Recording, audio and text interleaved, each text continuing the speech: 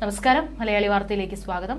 ആമേഞ്ചാൻ തോട് വൃത്തിയാക്കുന്നതിനിടെ കാണാതായ ശുചീകരണ തൊഴിലാളി ജോയിയുടെ മരണത്തിൽ അതീവ ദുഃഖം രേഖപ്പെടുത്തി മുൻ കേന്ദ്രമന്ത്രി രാജീവ് ചന്ദ്രശേഖർ. സംസ്ഥാന തലസ്ഥാനത്ത് ഇങ്ങനെയൊരു സംഭവം നടന്നത് ദൌർഭാഗ്യകരമാണ്. കേരള സർക്കാരിന്റെ കാര്യക്ഷമത ഇല്ലായ്മയാണ് ഇത് തുറന്നു കാട്ടുന്നതെന്നും അദ്ദേഹം ആരോപിച്ചു. ആമേഞ്ചാൻ തോട് വൃത്തിയാക്കുന്നതിനിടെ കാണാതായ കരാർ തൊഴിലാളി ജോയിയുടെ മൃതദേഹം 3-ാം ദിനം മാത്രമാണ് കണ്ടെടുക്കാനായത്. രക്ഷാദൌത്യം എന്ന് കൊട്ടിഘോഷിച്ച പ്രചാരണം 3-ാം നാൾ പരാജയപ്പെട്ടപ്പോൾ സർക്കാർ നാവികസേനയുടെ സഹായം അഭ്യർത്ഥിക്കുകയായിരുന്നുവെന്ന് രാജീവ് ചന്ദ്രശേഖർ പറഞ്ഞു.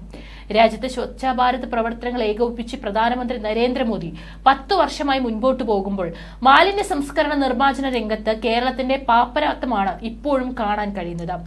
ഒരിക്കൽ എതിർത്തിരുന്ന വിഴിഞ്ഞം തുറമുഖം യാഥാർത്ഥ്യമായപ്പോൾ കേരളത്തിൽ വികസനം കൊണ്ടുവന്നത് തങ്ങളാണെന്ന് മേനി പറയുന്ന വലതുപക്ഷവും ഇതുവരെ തലസ്ഥാനത്ത് ഫലപ്രദമായി അഴുക്കുചാലുകൾ പോലും നിർമ്മിച്ചിട്ടില്ലെന്നും അദ്ദേഹം ആരോപിച്ചു.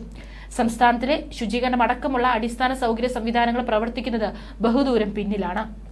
സംസ്ഥാനം ഭരിക്കുന്ന പിണറായി വിജയൻ സർക്കാരിന്റെ ഭരണഘടകാര്യസ്ഥതയ്ക്ക് ബലിയാടാകേണ്ടി വരുന്നത് ഉപജീവനത്തിനായി ജോലിക്കിറങ്ങുന്ന പാവപ്പെട്ട ആളുകളാണെന്ന് ഈ സംഭവം ഒരിക്കൽ കൂടി തെളിയിക്കുന്നു.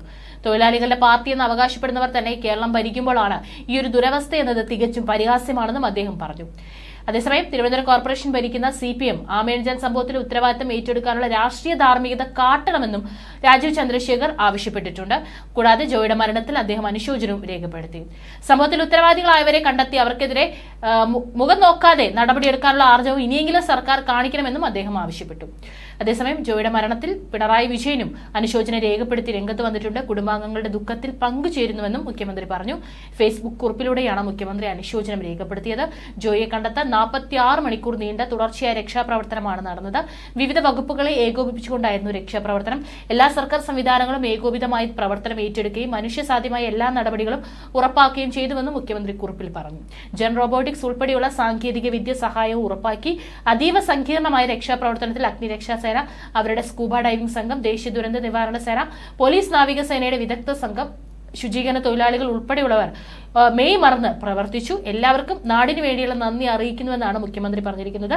എന്നാൽ ജോയിയുടെ മരണത്തിൽ ഇപ്പോൾ സർക്കാരിനെതിരെ, പ്രത്യേകിച്ച് തിരുവനന്തപുരം കോർപ്പറേഷനെതിരെ വലിയ രീതിയിലാണ് ജനങ്ങളുടെ ഭാഗത്തു നിന്ന് വിമർശനം ഉയർന്നുകൊണ്ടിരിക്കുന്നത്.